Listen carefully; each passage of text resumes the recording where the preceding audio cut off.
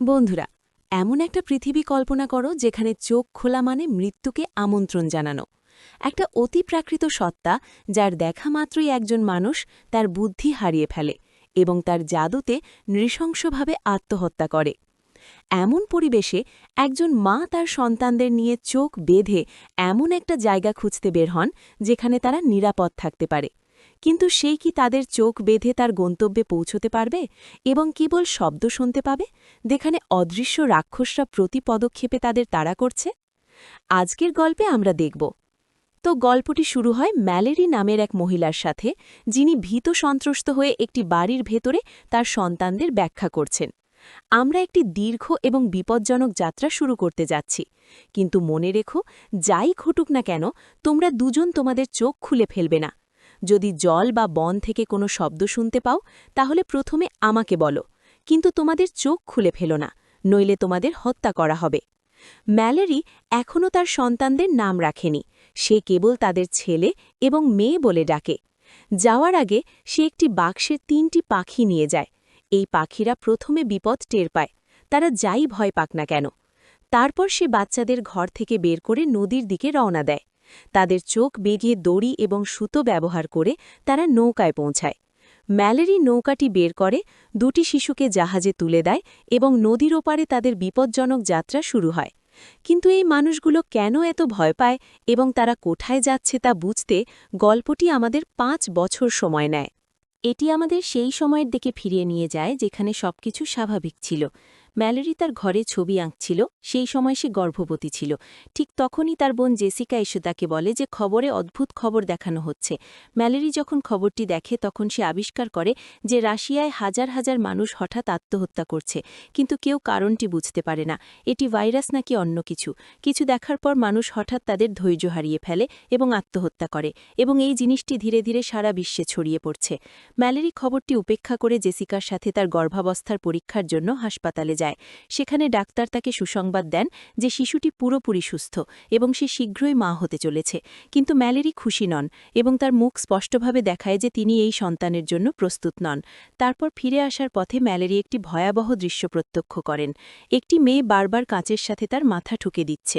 এটা দেখে সে ভয়ে ভয়ে জেসিকার গাড়িতে উঠে বলে, চলো তাড়াতাড়ি, রাশিয়া থেকে আসা সেই বিপজ্জনক জিনিসটা এখানেও এসে পৌঁছেছে।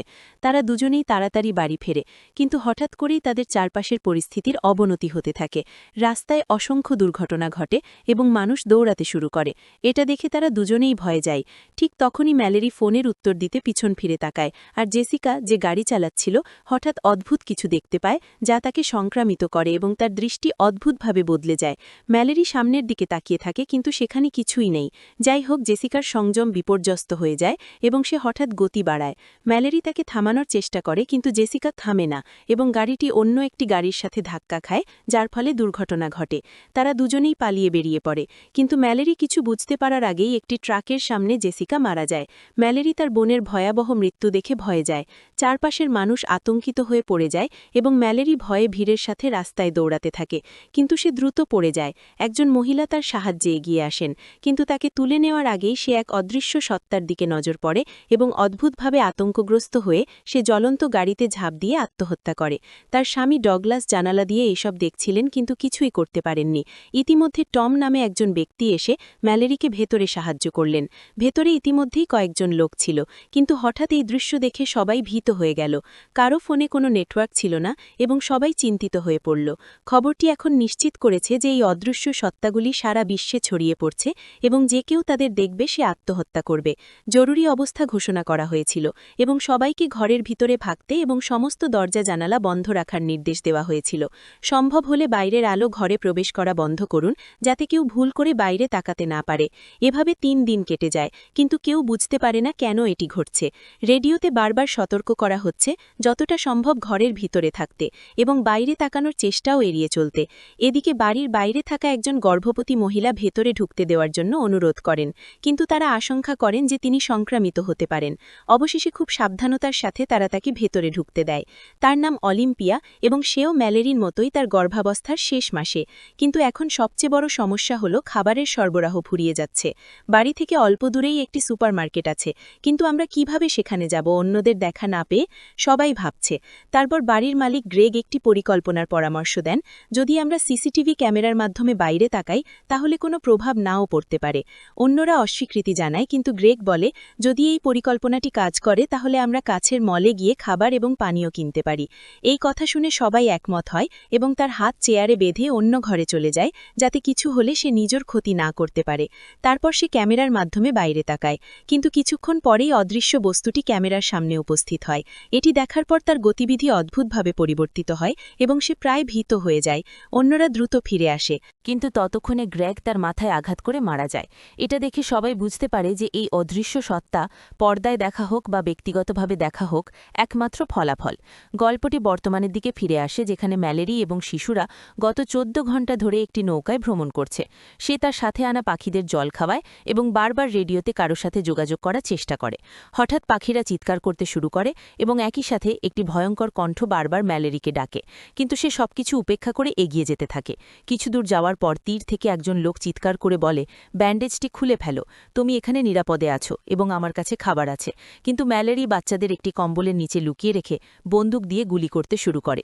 ঠিক তখনই লোকটি নৌকায় পৌঁছায় এবং ম্যালেরিকে ব্যান্ডেজটি খুলে ফেলতে বাধ্য করতে শুরু করে। নিজেকে রক্ষা করার জন্য ম্যালেরি তাকে অস্ত্র দিয়ে আক্রমণ করে, আহত করে এবং পালিয়ে যায়। গল্পটি আবার ফ্ল্যাশব্যাকে ফিরে যায়। সবাই খাবারের জন্য সুপারমার্কেটে যাওয়ার পরিকল্পনা করে। টম তাদের গাড়িতে যাওয়ার পরামর্শ দেয়। গাড়ির জানালা ঢেকে তারা সুপারমার্কেটে যাওয়ার পথ খুঁজে পেতে জিপিএস ব্যবহার করতে পারে। তারা তা করে। গাড়ির জানালা এবং ক্যামেরা সঠিকভাবে ঢেকে জিপিএস ব্যবহার করে 5 জন লোক বেরিয়ে যায়। পরিস্থিতি অত্যন্ত বিপজ্জনক হয়ে উঠেছে এবং রাস্তা মৃতদেশে ভরা, যার ফলে তাদের সেই রাস্তা দিয়ে চলাচল করতে বাধ্য করা হচ্ছে। গাড়ির সেন্সর এবং জিপিএস তাদের পথ চলাচল করতে সাহায্য করে। যাই হোক, হঠাৎ অদৃশ্য দানব গাড়িটিকে ঘিরে ফেলে, যার ফলে গাড়িটি কাঁপতে থাকে। টম দ্রুত গাড়ি চালায় এবং কোনোভাবে সবাই সুপারমার্কেটে পৌঁছায়। ভেতরে ঢুকে তারা প্রথমে দরজা এবং জানালা বন্ধ করে দেয়। তারা প্রচুর খাবার দেখতে পায়, যা তাদের অভিভূত করে এবং তারা যতটা সম্ভব মুদিখানা সংগ্রহ করতে শুরু করে। তারপর আমরা ম্যালেরি এবং টমকে দেখি, যার কথোপকথন থেকে বোঝা যায় যে তারা একে অপরের প্রতি ভালোবাসা তৈরি করেছে। তারপর যখন ম্যালেরি অন্যদিকে যায়, তখন সে একটি খাঁচায় 3টি পাখি দেখতে পায়, যা সে তার সাথে রাখে। এই পাখিগুলি পরে তার সবচেয়ে বড় সমর্থন হয়ে ওঠে, কিন্তু সে রক্ষা পাবে। বাকি 4টি মুদিখানা নিয়ে ফিরে আসে এবং চার্লির মৃত্যুতে সবাই গভীরভাবে দুঃখিত। একটু পরে রাত নামতেই পরিবারের 2 জন সদস্য গাড়িটি চুরি করে পালিয়ে যায়, যা দেখে সবাই অবাক হয়ে যায়, কারণ গাড়িটি তাদের মুদিখানা এবং অন্যান্য প্রয়োজনীয় জিনিসপত্র বহন করতে পারত। গল্পটি বর্তমান সময় ফিরে আসে, যেখানে ম্যালেরি এবং বাচ্চারা 24 ঘণ্টা ধরে ক্লান্ত হয়ে ভ্রমণ করেছে। নৌকাটি হঠাৎ একটি ট্রাকের সাথে সংঘর্ষে লিপ্ত হয় এবং ছেলেটি নদীতে পড়ে যায়। ম্যালেরি দ্রুত তাকে ধরে নৌকায় ফিরিয়ে নিয়ে আসে। তারা তাকে মানুষের কণ্ঠে ডাকে। ম্যালেরি দৌড়ে যায় এবং এমনকি গুলিও চালায়, কিন্তু কোনো লাভ হয় না। গুলির শব্দ শুনে মেয়েটি নিজেকে একটি দড়িতে বেঁধে নৌকা থেকে নেমে যায় এবং ম্যালেরির সন্ধানে দৈত্যের খুব কাছে চলে আসে। কিন্তু তারপর ম্যালেরি তাকে পিছনে টেনে নিয়ে যায় এবং রাগান্বিতভাবে তাকে ধমক দিয়ে বলে, আমার সাথে যাই হোক না কেন, আর এমন করো না। এরপরে তারা 3 জন তাদের গন্তব্যের দিকে তাদের যাত্রা শুরু করে। গল্পটি চলতে থাকে। ফ্ল্যাশব্যাকে ম্যালেরি এবং টমকে ধীরে ধীরে ঘনিষ্ঠ হতে দেখা যায়। তাদের মধ্যে আস্থা এবং পরিচিতির অনুভূতি তৈরি হতে শুরু করে।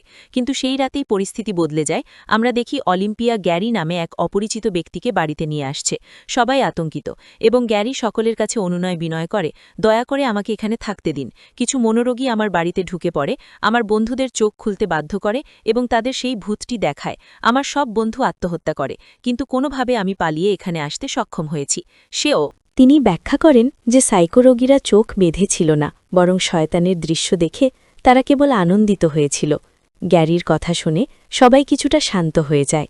যাই হোক, ডগলাস সম্পূর্ণরূপে অস্থির থাকে, প্রচণ্ডভাবে একটি বন্দুক বের করে এবং তাকে ছেড়ে দেওয়ার হুমকি দেয়, শুনতে অস্বীকার করে। শেরিল তাকে পেছন থেকে ছুরিকাঘাত করে, তাকে অজ্ঞান করে ফেলে। তারপর তাকে গ্যারেজে আটকে রাখা হয়। পরের দিন ম্যালেরি এবং অলিম্পিয়াকে হঠাৎ একই ডেলিভারি ভ্যানে পৌঁছে দেওয়া হয়, কিন্তু তখনই গ্যারি তার আসল রূপ প্রকাশ করে। টম প্রথমে নিচে আসে, ডগলাসের কথা শোনে এবং ফ্রিজার থেকে পাখিদের বের করে, কিন্তু গ্যারি তারপর পিছন থেকে এসে টমের মাথায় আঘাত করে, তাকে অজ্ঞান করে দেয়। ডগলাস চিৎকার করে, তাই গ্যারি গ্যারেজের শাটার খুলে দেয়, যাতে সে চোখ বন্ধ করে ভিতরে আটকা পড়ে।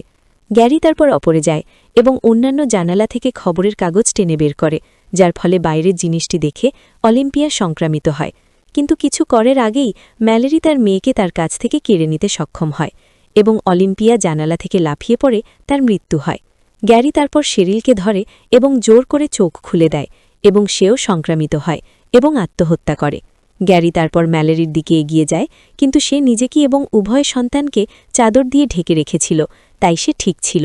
ঠিক তখনই ডগলাস একটি ছোট বন্দুক নিয়ে আসে এবং চোখ বন্ধ করে গ্যারিকে গুলি করার চেষ্টা করে। গ্যারি এর সুযোগ নেয় এবং লড়াই করার সময় উভয়েই পড়ে যায়। গ্যারি তারপর কাঁচি দিয়ে ডগলাসকে হত্যা করে। এদিকে টম জ্ঞান ফিরে পায়, ছোট বন্দুকটি তুলে নেয় এবং গ্যারিকে হত্যা করে। এখান থেকে গল্পটি 5 বছর এগিয়ে যায়। ম্যালেরি এবং টম এখন একসাথে থাকে এবং বাচ্চারা বড় হয়।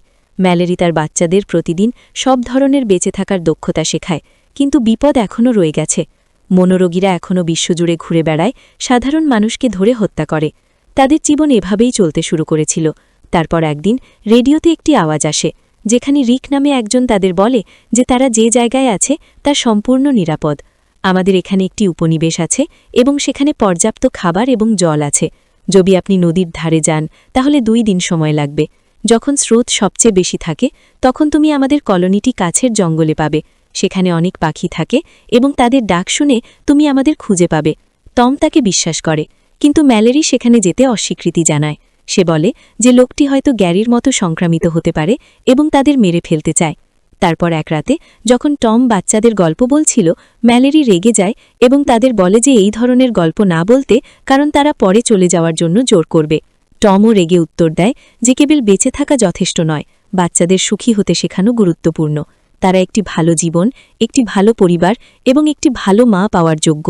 কিন্তু তুমি এখনও তাদের নামও রাখোনি, তুমি কেবল তাদের ছেলে এবং মেয়ে বলে ডাকো। টমকে এই কথা বলতে শুনে ম্যালেরি খুব খারাপ লাগে এবং চুপ করে যায়, কিন্তু সে জানত যে সে তাদের নিজেদের ভালোর জন্যই সবকিছু করছে। তারপর রাতে টম তাকে ব্যাখ্যা করে যে তারা যদি বেঁচে থাকতে চায় তাহলে তাদের সেখানে যেতে হবে। এই সময়ের মধ্যে তারা খুব ঘনিষ্ঠ হয়ে ওঠে, কিন্তু পরের দিন পরিস্থিতি আরও খারাপের দিকে মোড় নেয়। যখন তারা জিনিসপত্র আনতে বাইরে যায় তখন কিছু মনোরোগী তাদের আক্রমণ করে। টম ম্যালেরি এবং বাচ্চাদের পেছনের দরজা দিয়ে চলে যেতে রাজি করায় এবং তাদের মুখোমুখি হয়। তাদের কাছে বন্দুক থাকে এবং টমকে তার ব্যান্ডেজ খুলে ফেলতে বলে। তারা ম্যালেরিকে চলে যেতে দেখে এবং টম তাদের উপর গুলি চালায়, যার ফলে 2 জন মারা যায়। সে নিজে আহত হয় এবং এখন অন্যদের না দেখা না পেয়ে হত্যা করা কঠিন হবে, তাই সে তার ব্যান্ডেজ খুলে ফেলে এবং চতুরতার সাথে অন্য 2 জনকেও হত্যা করে। তারপর যখন সে শেষ লোকটিকে হত্যা করতে যায় তখন অদৃশ্য রাক্ষসটি তার সামনে উপস্থিত হয়, তাকেও সংক্রামিত করে। কিন্তু সে সম্পূর্ণরূপে নিয়ন্ত্রণ নিতে পারার আগেই সে শেষ লোকটিকে হত্যা করে এবং তারপর একই বন্দুক দিয়ে আত্মহত্যা করে। ম্যালেরি গুলির শব্দ শুনে বুঝতে পারে যে টম মারা গেছে। বাড়ি ফিরে সে প্রচণ্ড কাঁদতে থাকে, কারণ এই কঠিন সময়ে টমই তার একমাত্র সহায় ছিল। তারপর সে রিকের পরামর্শে নিরাপদ আশ্রয়ে যাওয়ার সিদ্ধান্ত নেয় এবং বাচ্চাদের ব্যাখ্যা করে যে যাত্রা কঠিন হবে, তবে তাদের যেতে হবে। গল্পের শুরুতে আমরা এই দৃশ্যটি দেখেছি। এখন ম্যালেরি এবং বাচ্চারা 42 ঘণ্টা ধরে ভ্রমণ করছে। ম্যালেরি বাচ্চাদের ব্যাখ্যা করে যে একটি খাড়া ঢাল আসতে চলেছে, যার ফলে স্রোত বেশি শক্তিশালী হয়ে উঠবে, তাই তাদের প্রস্তুত থাকতে হবে। স্রোত ধীরে ধীরে বিপজ্জনক হয়ে ওঠে এবং তারা দ্রুত নামতে শুরু করে। তারা সকলেই নৌকাটিকে শক্ত করে ধরে রাখে, কিন্তু হঠাৎ তাদের নৌকাটি ডুবে যায় এবং 3 জনই জলে পড়ে, কিন্তু কেউ তাদের ব্যান্ডেজ খুলে ফেলে না এবং ভাগ্যক্রমে তারা সকলেই বেঁচে যায়। সে বাচ্চাদের এবং পাখিদের তীরে নিয়ে আসে। তারা এখন যাত্রার সবচেয়ে কঠিন অংশটি অতিক্রম করেছে এবং পাখিদের কণ্ঠস্বর অনুসরণ করে রিকের নির্দেশিত স্থানে পৌঁছানো বাকি ছিল, অল্প দূরে। কিন্তু বনের মধ্য দিয়ে হেঁটে যাওয়ার সময় রাক্ষসরা হঠাৎ আবার তাদের তাড়া করতে শুরু করে, অদ্ভুত শব্দ দিয়ে তাদের বিভ্রান্ত করার চেষ্টা করে। হঠাৎ ম্যালোরি পড়ে যায় এবং অল্প দূরে অজ্ঞান হয়ে পড়ে। শিশুরা তাকে খুঁজতে খুঁজতে আলাদা হয়ে যায়। ঠিক তখনই ম্যালোরির কণ্ঠে রাক্ষসটি তাদের চোখ থেকে পর্দা সরাতে বলে, কিন্তু ম্যালোরি ঠিক সময়ে জ্ঞান ফিরে পায়, বাচ্চাদের থামানোর জন্য জোরে চিৎকার করে এবং তারপর একে একে 2টি শিশুকে পাওয়া যায়। ম্যালোরি তারপর তাদের নিয়ে যায় এবং পাখির কণ্ঠস্বর শুনতে শুরু করে, কারণ অদৃশ্য রাক্ষসরা এখনও তাদের পিছনে পিছনে রয়েছে, বারবার তাদের বিভ্রান্ত করার চেষ্টা করছে। কিন্তু অবশেষে তারা ঘটনাস্থলে পৌঁছায় এবং ম্যালোরি তাদের দ্রুত দরজা খুলতে অনুরোধ করে।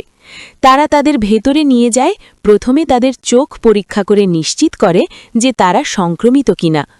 তারপর তারা তাদের রিকের সাথে পরিচয় করিয়ে দেয়, যে রেডিওর মাধ্যমে তাদের সাথে যোগাযোগ করেছিল। ম্যালোরি তার ব্যান্ডেজ খুলে দেখে যে এটি একটি অন্ধ স্কুল। সেখানকার বেশিরভাগ মানুষই অন্ধ, যার ফলে মন্দ আত্মারা তাদের ক্ষতি করতে পারে না। পাখিদের বিপদ বুঝতে সাহায্য করার জন্যও সেখানে রাখা হয়। এখন ম্যালোরি এবং বাচ্চারা সম্পূর্ণ নিরাপদ। সে তার পাখিদের ছেড়ে দেয়। তারপর ম্যালোরি সেই একই ডাক্তারের সাথে দেখা করে যিনি আগে সেখানে ছিলেন। সে বাচ্চাদের তাদের নাম জিজ্ঞাসা করে এবং ম্যালোরি প্রথমবারের মতো তাদের নাম রাখে। সে মেয়েটির নাম অলিম্পিয়া, তার আসল মায়ের নাম, এবং ছেলেটির নাম টম রাখে। বাচ্চারা তাদের নাম পেয়ে আনন্দিত হয় এবং এখন তারা আরও অনেক শিশুর সাথে আনন্দের সাথে খেলতে পারে। এটি দেখে ম্যালোরি স্বস্তির নিঃশ্বাস ফেলে, বাচ্চাদের দিকে হাসে এবং গল্পটি এখানেই শেষ হয়। তো বন্ধুরা, আশা করি তোমরা এই গল্পটি উপভোগ করেছ।